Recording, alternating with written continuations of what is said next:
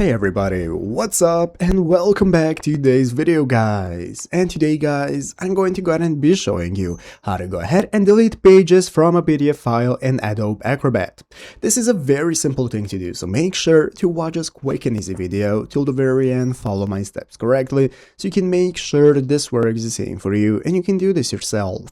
But yeah guys, let's get straight into it.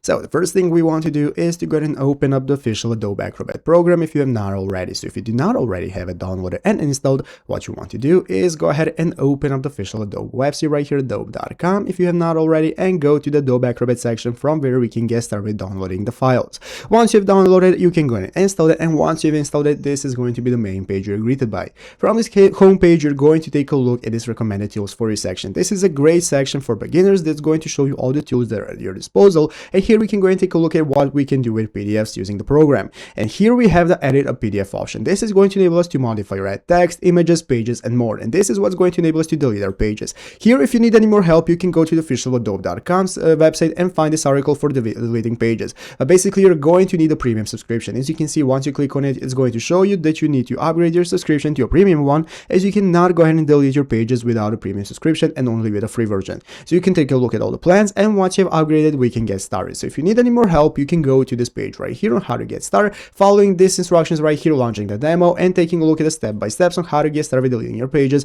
So you're going to go and be able to open up the Organize Pages tool and select the pages to delete and apply your changes, and basically it's easy as that. So I hope this video was helpful. If it was, make sure to leave a like, subscribe to the channel. Thanks for watching, take care, and bye.